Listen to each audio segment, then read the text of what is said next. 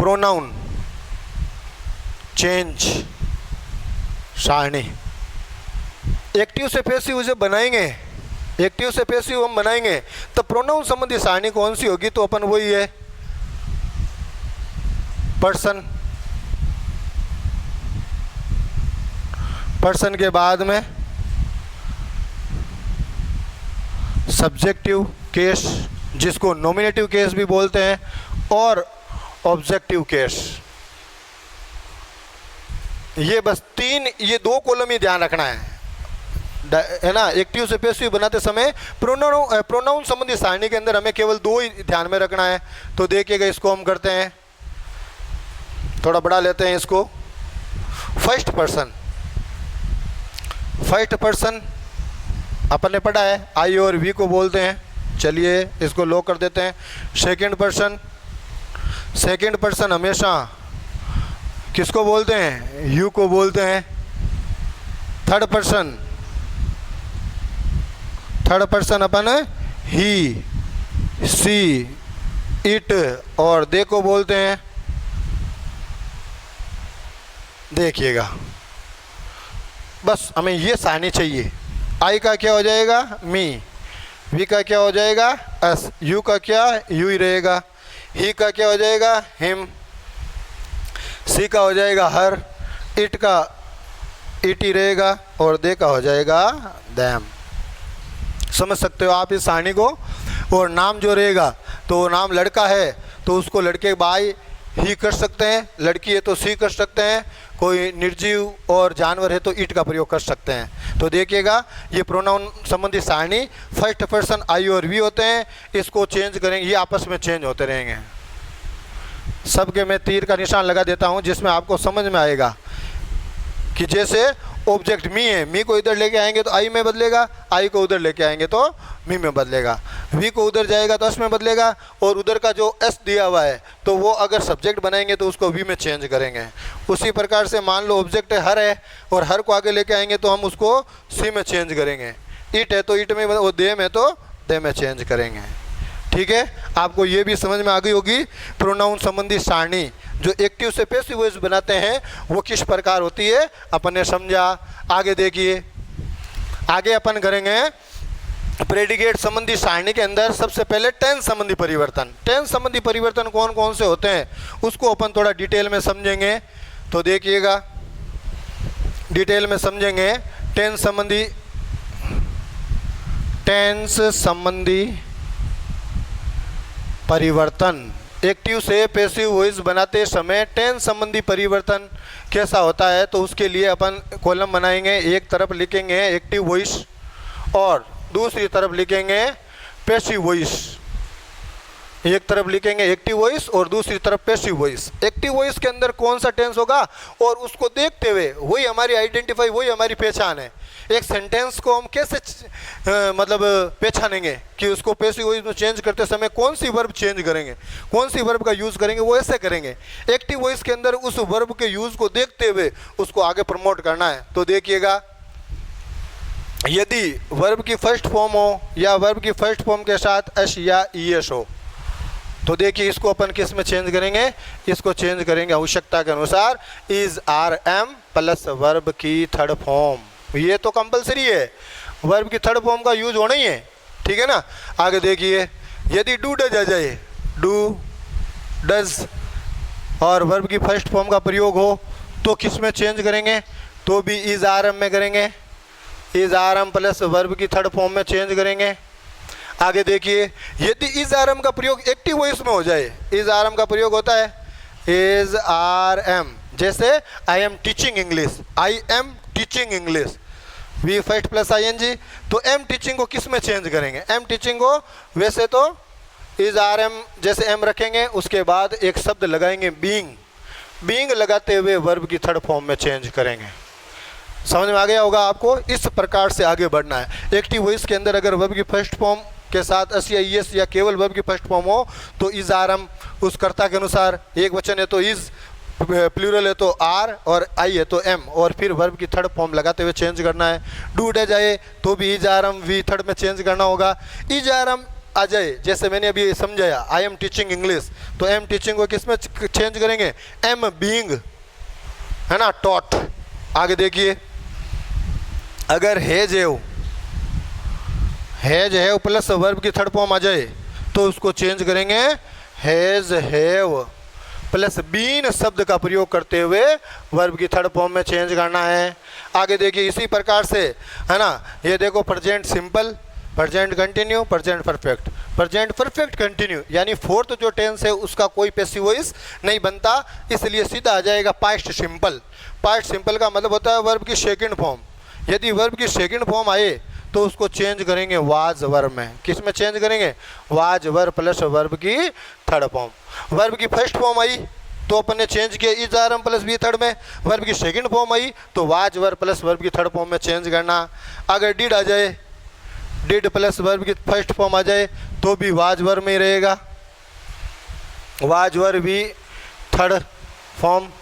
यदि इधर was verb आ जाए, was verb V first plus ING, तो अपन चेंज करेंगे वाज वर्ब प्लस बीइंग। ये जो शब्द लगाया था यही हम यहाँ लगाएंगे, बीइंग प्लस वर्ब की थर्ड फॉर्म। देखिएगा वर्ब की थर्ड फॉर्म का प्रयोग सब में हो रहा है, और पैसिव वॉइस के अंदर पहली कंडीशन यही है, पैसिव वॉइस केवल वर्ब की थर्ड फॉर्म ही प्रयुक्त होती है पैसिव वॉइस में। आगे देखिए, अगर हेड प्लस वर्ब की थर्ड फॉर्म हो तो किस में चाहिए, यानी पास्ट परफेक्ट, तो had plus been plus verb की थर्ड फॉर्म में चेंज करेंगे। उसी प्रकार से विल सेल प्लस वर्ब की फर्स्ट फॉर्म हो तो इसको चेंज करेंगे विल सेल प्लस बी शब्द का प्रयोग करेंगे। अब बीइंग नहीं, बी शब्द का प्रयोग करके वर्ब की थर्ड फॉर्म में चेंज करेंगे। फ्यूचर कंटिन्यू का बनेगा नहीं, will shall plus have plus V third अगर आएगी तो इसको अपन चेंज करेंगे will shall plus have plus V third form में प्रयोग। ये अपने टेंस संबंधी तो आगे सारे। अब आपको पता है कि हेल्पिंग वर्ब्स 24 होते हैं। प्राइमरी जो 11 होती है जो टेंस में यूज होती है, और 13 जो सेकेंडरी जिनको अपन मॉडल ऑक्सिलरी वर्ब कहते हैं। अगर उनका प्रयोग होगा तो फिर कैसे करेंगे कि, तो अब मैं लिख देता हूँ मॉडल 13 प्लस वर्ब की फर्स्ट फॉर्म। मॉडल 13 का प्रयोग प्लस वर्ब की फर्स्ट फॉर्म। चेंज करते समय मॉडल को वही रखना है, मॉडल प्लस बी शब्द को डालना है। जैसे कैन राइट है तो कैन बी रिटन, बी करते और फिर वर्ब की थर्ड फॉर्म करना है। थोड़ा इसको और समझ लेते हैं लिख के। जैसे मान लो कैन आया हुआ है, कुड आया हुआ है, मे आया हुआ है, माइट आया हुआ है, मस्ट आया हुआ है, विल सेल आया हुआ है, या 13 मॉडल कोई भी आए हुए हैं, प्लस एक्टिव वॉइस में वर्ब की फर्स्ट फॉर्म का प्रयोग होगा, ये ध्यान रखना। अब देखो इसको पैसिव वॉइस बनाते समय कैसे चेंज करेंगे।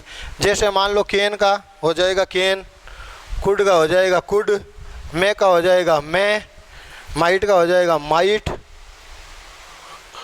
मस्ट का हो जाएगा मस्ट, विल सेल का हो जाएगा विल सेल। ऐसे कोई भी 13 मॉडल आ सकते हैं। Plus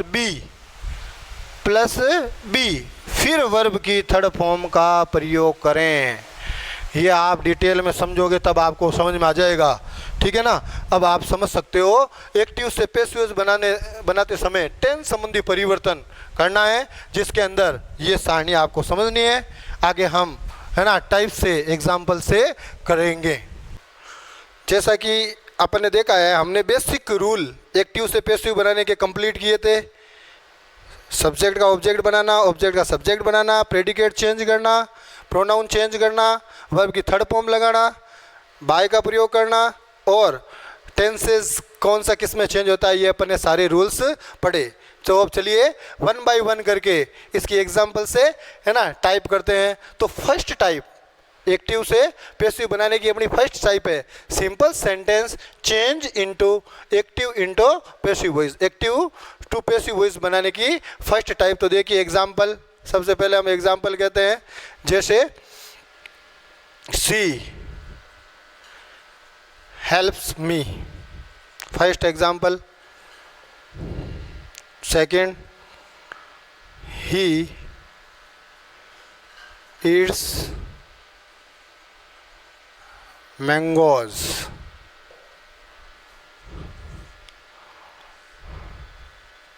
We can speak English. I did not know. Answer.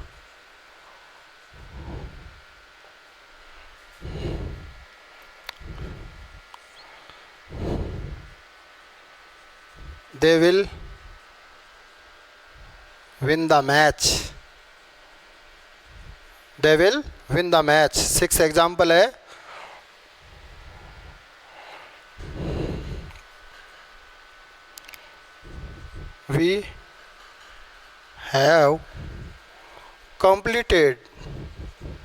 We have completed course.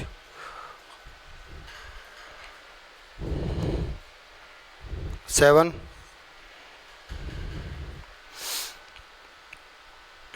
Sarita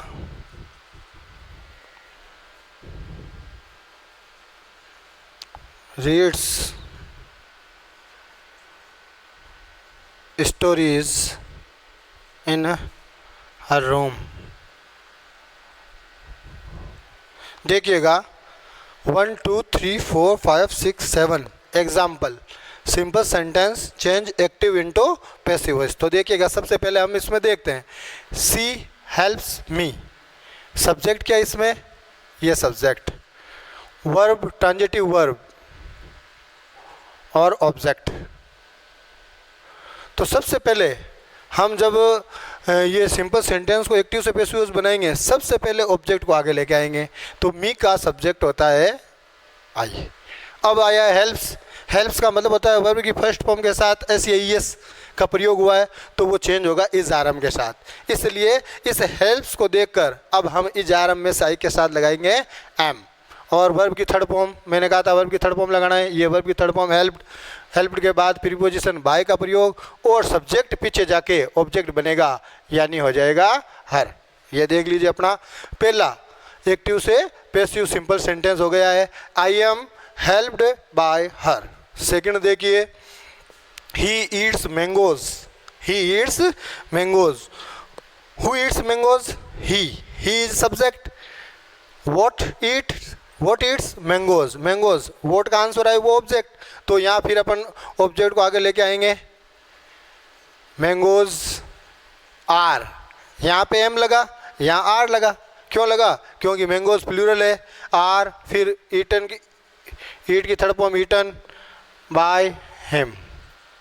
ये चेंज हो गया. देखिए third sentence, we can speak English. Can plus verb की फर्स्ट फॉर्म. कैन मॉडल है और वर्ब की फर्स्ट फॉर्म. अब इसको चेंज करेंगे तो मैंने लिखा था है ना, कैन बी स्पोकन. यानी कोई भी मॉडल हो तो modal plus be plus V third का प्रयोग करेंगे. तो सबसे पहले इंग्लिश को आगे लेके आएंगे. English can be spoken by अश.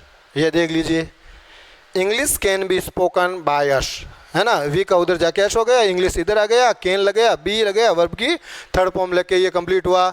इसी प्रकार से देखो, I did not know answer. Did not आया है, डिड नॉट नो आंसर. ठीक है ना. तो डिड नॉट किस में चेंज होता है? वही वाज वर्ब में चेंज होगा. आंसर सिंगुलर है तो यहाँ पर आएगा आंसर.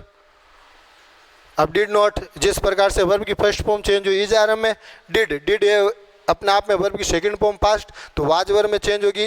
तो वाज नोट लगा दो. नॉट, नो की third form non. Answer was not known by, और आई का इधर आके हो जाएगा मी. तो देख लीजिए ये भी अपन का चेंज हो गया. आगे देखो, they will win the match. They will win the match. Will plus verb की फर्स्ट फॉर्म, यानी जब विल और सेल आता है तो ये चेंज होता है विल बी, सेल बी, और विन का हो जाएगा वॉन. तो यहाँ आगे आ जाएगा द मैच विल बी और विन की थर्ड फॉर्म होती है वॉन, बाय और दे, उधर आके हो जाएगा दैम। देख लीजिए, आगे देख लो। वी हैव कंप्लीटेड कोर्स, हमने अपना कोर्स पूरा कर लिया है, तो व्हाट कंप्लीटेड, कोर्स। तो यहाँ पर आ जाएगा course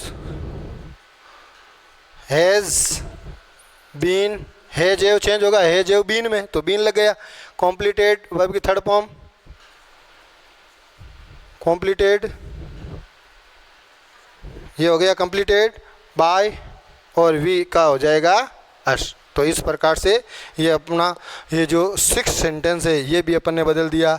Sarita reads stories in her room, तो अब हम देखेंगे यहाँ ऑब्जेक्ट स्टोरीज है, in her room, in her room adverb है, adverb the adverb of place है ना, adverb of place. Adverb of place से हमें कोई भी लेना देना नहीं है, हमें केवल ऑब्जेक्ट से लेना देना है। तो इसमें ऑब्जेक्ट है स्टोरीज, है ना। Sarita what's reads stories, stories means object, यहाँ पर ऑब्जेक्ट है। इन हर रूम से हमें कोई लेना देना नहीं है, तो यहाँ पर आएगा स्टोरीज। अब रीड से यानी इजार में चेंज होगा, और स्टोरीज क्या है प्लूरल, तो आर, और रीड की थर्ड फॉर्म सेम ही होती है, रीड रेड रेड, बाय सरिता लिख सकते हो, कोष्टक में हर लिख सकते हो, और इन अ रूम ये चेंज हुआ। अब आप देख सकते हो इन 6 सेंटेंस में अपन ने simple sentence change active into passive voice.